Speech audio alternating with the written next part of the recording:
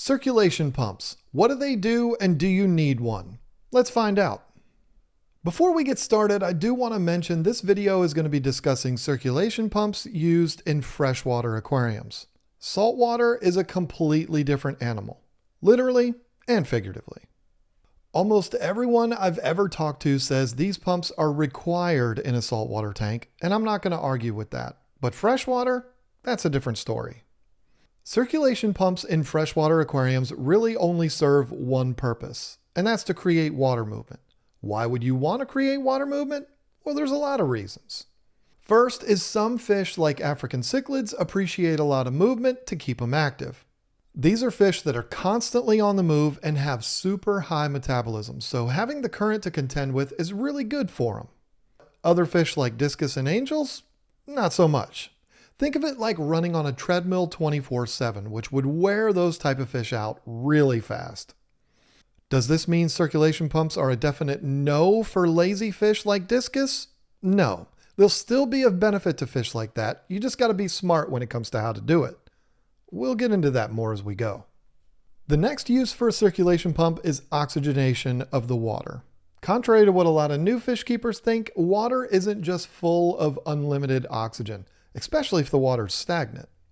Think of it like this. If you're in a room that's completely sealed off, you're not going to walk in there and immediately suffocate, but it's definitely going to be a little stuffy in there and not a pleasant place to hang out. Especially after some time and after you've been burping and farting in there. Nasty? Open a window and all of a sudden everything changes.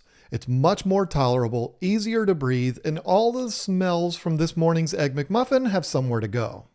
It no longer feels like you're in a stuffy sauna and you start to feel like a normal person because whenever you fart, it doesn't even smell at all. Just goes right out. Take it one step further and add a fan in the room and what do you know? Now there's a nice breeze running through it.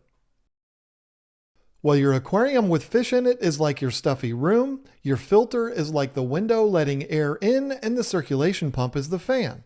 It creates more movement in the water along with the surface agitation, which improves gas exchange, bringing even more oxygen into the tank. Circulation pumps will also greatly improve your filter's performance. I know that might seem ridiculous, but it's true. Think about it. Your filter is only so powerful, and it's being asked to circulate the water throughout a box with a bunch of decorations and rocks that block the current. The pump will serve as a way to keep that water moving, keep things from getting stuck behind stuff, and push it over to your filter's intake. These dead zones can be an aquarium killer because waste and other things we want to get out of our tank tend to accumulate in these areas. You might not even know it. If these things accumulate long enough, they can cause your cycle to get overwhelmed and crash everything. So it's a good thing to keep things moving.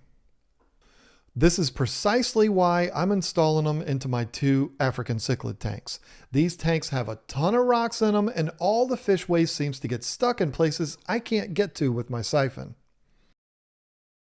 Adding circulation pumps will help break those areas up and get everything flowing over to the filter intakes. So they provide extra movement for fish that like a lot of current. They help oxygenate the water and break up those dead zones.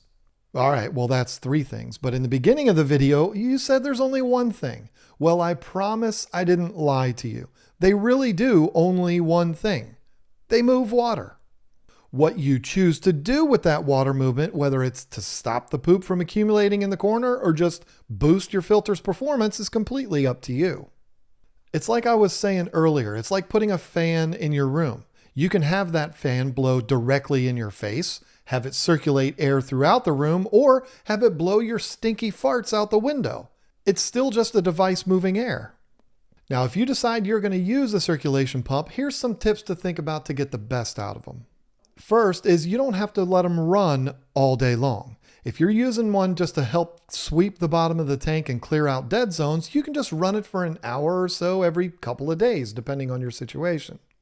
This is going to be great for situations like I talked about earlier with fish that don't appreciate a lot of flow, like discus. If you leave it on all the time, I promise you're going to regret it. So just turn it on, let it do its thing, and turn it off. This can be a bit of a challenge with some pumps because they don't even have a power switch. It's literally just a pump with a power wire coming out of it. So you might want to use a smart plug or even just plug it into an outlet that's super easy to access. Or if you're rich, you can upgrade to a pump like the Cichlid SDC that connects to Bluetooth, and you can set it all on a schedule or turn it on and off with your phone.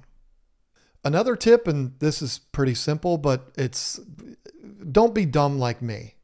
I installed a huge Cichlid circulation pump in my 360, and when I plugged it in, I didn't realize it was pointed straight down, and it made one hell of a mess. If this was a planted tank or had sand in it, it would have been so much worse. Circulation pumps are very simple devices that only do one thing, but they do it really well. And for some situations, they're all you'll need to improve your aquarium. Are they required in a freshwater tank? No, but they can be a huge asset if you need them. I didn't do this video to promote pumps that I'm selling. In fact, I don't even sell circulation pumps, but if you're looking for one, I'd encourage you to go down to your local fish store and pick one up. Please, whatever you do, don't order one off Amazon. I know it's convenient, but our local fish stores need us. As for my personal brand of choice, I don't even need to say it. It's Cichlid all day long, and there really isn't even any competition. And I'll say it to your face. Go ahead. Buy one of those cheap $10 Chinese knockoffs and see what happens, because it always does. It'll run fine for a bit, and then the smallest thing will get stuck in it and burn it out. What are you going to do then? Well, hopefully not just buy another cheap one. That'd be dumb.